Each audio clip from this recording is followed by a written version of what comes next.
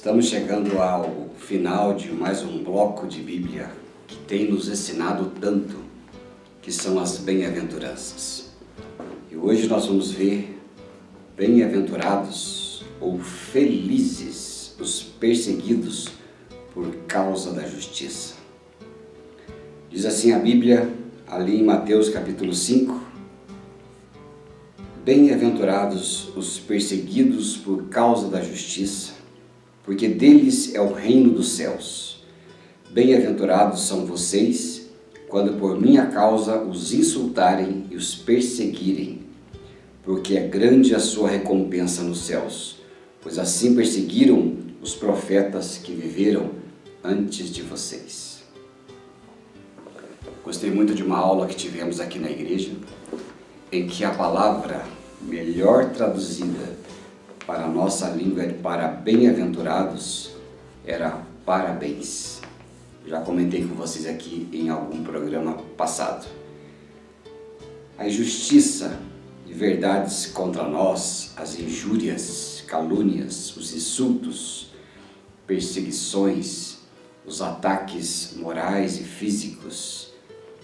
Quanta perseguição e de quantas formas podemos ser perseguidos. Hoje em dia na internet é muito fácil as pessoas te perseguirem, espalharem falsas notícias, de forma com que muitos se desesperam, até por sofrerem calúnias. Para nós é quase incompreensível associar perseguição com, por exemplo, felizes os perseguidos, ou perseguição e felicidade. Que coisa interessante, né? Perseguição e felicidade, ela nos parece coisas que se excluem, mas esse é o grande paradoxo do cristianismo. O que é um paradoxo? Quando perde é que se ganha, quando morre é que se vive, quando é perseguido é que se é feliz. Isso nós damos o nome de paradoxo. E aqui Jesus termina essas bem-aventuranças dizendo que o mais elevado grau de felicidade está ligado à perseguição. Obviamente não são felizes todos os perseguidos, mas os perseguidos por causa da justiça é diferente e tem uma característica muito própria. No cristianismo a gente percebe bem que a cruz vem antes da coroa. Nessa vida terrena foi assim com Jesus. A cruz precedeu a sua coroa. E o sofrimento precede também a glória, a bonança. Porque a Bíblia, que lá em Atos capítulo 14, verso 22, por exemplo, que nós entramos no reino de Deus através de muitas tribulações. Diz assim a Bíblia: fortalecendo a alma dos discípulos, exortando-os a permanecerem firmes na fé e mostrando que, através de muitas tribulações, nos importa entrar no reino de Deus. O reino da alegria, da vida eterna, ela sucede a este mundo de dores. Agora, porque nós somos cristãos, o mundo nos odeia. Jesus já disse isso para nós, o mundo vos odeia. Então ele falou assim lá em João capítulo 15, dessa maneira: se o mundo vos odeia, sabei que primeiro do que vocês me odiou. Se vocês fossem do mundo, o mundo amaria o que era seu. Como todavia vocês não são do mundo, pelo contrário, dele vos escolhi, por isso o mundo vos odeia. Se me perseguiram, também perseguirão a vocês. Olha só, nós não pertencemos a esta terra, por isso o mundo não gosta de nós. E isso é uma coisa que nos deixa perseguidos sempre. Você certamente passou por várias delas, e nós temos vários tipos de perseguições, né? A injúria, a mentira, a calúnia, Tudo isso faz parte de um tempo de perseguição que nós passamos nessa terra enquanto estamos por aqui. Mas quem são os perseguidos? A perseguição aqui no texto que nós lemos, ela é generalizada. Ela diz, por exemplo, bem-aventurados os perseguidos por causa da justiça, porque deles é o reino dos céus. Aqui é por causa da justiça em si, é por causa da nossa posição em Cristo, somos perseguidos. No verso 11, ela já chega um pouco mais perto e diz, bem-aventurados vocês são quando por minha causa vos injuriarem, vos perseguirem e mentindo disserem todo mal contra vós. Quando nós somos discípulos de Jesus, por causa disto somos perseguidos. E esta perseguição é uma legítima perseguição que nos leva ao reino dos céus e que é por causa dela que nós seremos galardoados ou presenteados, porque é assim que o mundo faz conosco. E quem são eles? São os mesmos descritos no versículo 3 a 9. Né? Esses são os perseguidos, que nós já vimos nos estudos passados. Os humildes, os que choram, os mansos, os que têm fome e sede de justiça, os misericordiosos, os limpos de coração, os pacificadores. Esses são perseguidos, certamente. Alguns exemplos que a gente vê sobre perseguição por causa de Jesus e por causa da fé. Nós vemos os apóstolos de Cristo foram perseguidos de forma implacável. André, por exemplo, irmão de Pedro, foi amarrado na cruz para ter morte lenta. Morreu devagar e demoradamente. Pedro ficou preso 9 meses depois, foi crucificado de cabeça para baixo. O apóstolo Paulo foi decapitado pelo imperador Nero, que perseguia os cristãos. Tiago, o irmão de Jesus, ele foi passado à espada por ordem do Herodes. Mateus, Bartolomeu, Tomé foram martirizados e João, por fim, foi deportado para uma ilha para ficar até a sua morte. Quantas coisas a gente vê sobre perseguição. É por isso que a Bíblia diz, né, em outro lugar, em 1 Pedro, que não estranhemos a perseguição como se fosse algo extraordinário. Não. A perseguição faz parte dos cristãos que querem viver piedosamente através da palavra de Jesus. Mas quando é também sofrer, isso se transforma numa bem-aventurança. Alguns tomam a iniciativa de opor-se a nós não por causa dos nossos erros, mas porque não gostam da justiça da qual temos fome e sede. Lembre-se que no estudo passado nós já estudamos sobre aqui, bem-aventurados os que têm fome e sede de justiça. E eu desafio você a voltar lá e relembrar. Aquela fome e sede de justiça é a fome e sede pela justificação que só Cristo deu a nós. Mas vá lá e assista novamente. Mas a perseguição, ela é simplesmente o conflito entre dois sistemas de valores que não se conciliam. É o mundo cujo diabo é o seu presidente e o Evangelho, o reino de Deus, em que Jesus Cristo é o seu Senhor. Esses dois mundos se excluem e eles não têm como dar certo.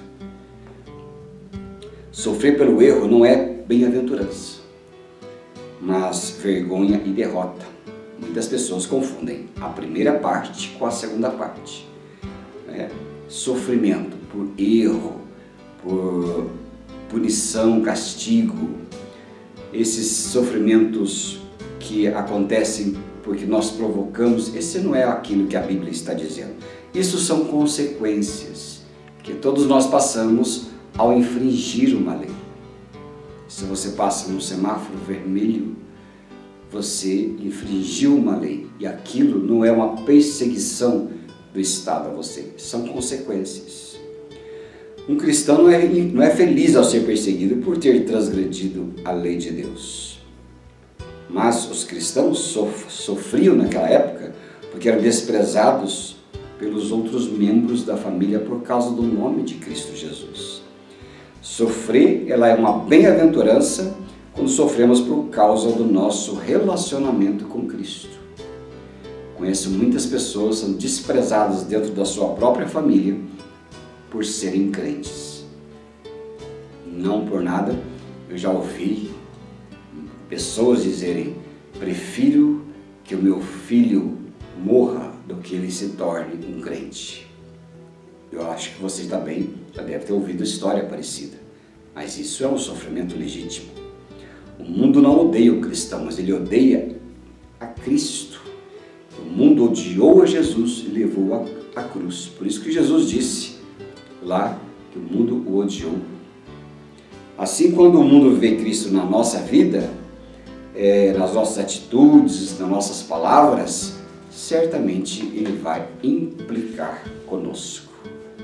Como está tão em moda aí essas leis que estão sendo implementadas, as leis de aborto, as leis morais, que antes a Bíblia mostra as coisas antinaturais de relacionamentos humanos, mas hoje a sociedade moderna, ela não liga mais para a palavra de Deus nem a Bíblia, não se importa com os relacionamentos saudáveis, não se importam com a vida e condena, aquilo que o Evangelho promove.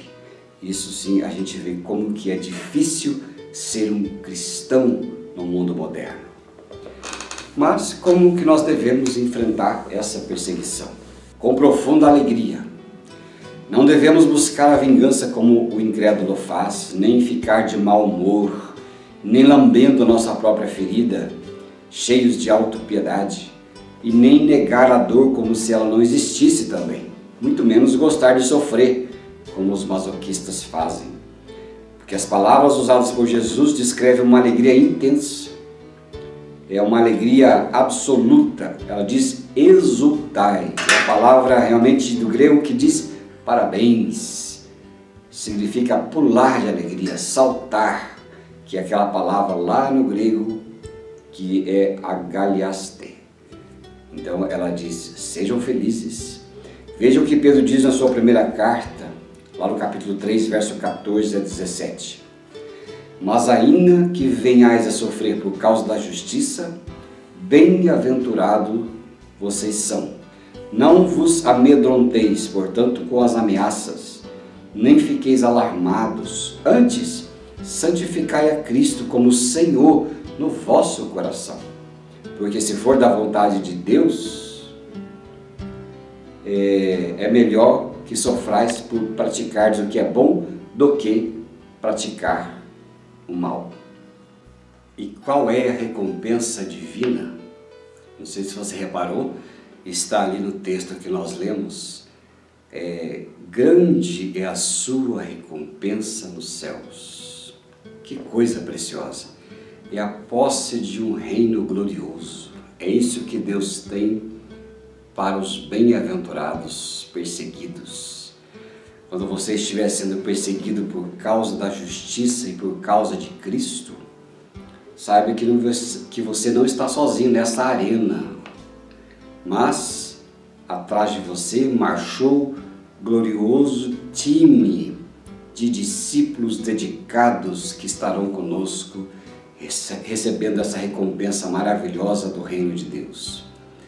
A perseguição, ela é um sinal de uma fé genuína. Você sabia disso? Um certificado de credenciais de que somos verdadeiros discípulos de Jesus com um cristianismo autêntico, porque assim perseguiram aos profetas que viveram antes de nós. Olha, se a nossa fé não está fazendo nenhuma diferença na vida dos outros, não está incomodando ninguém e as pessoas nem percebem qual é a nossa fé, então temos que pensar muito bem em nossa experiência cristã, porque algo está errado.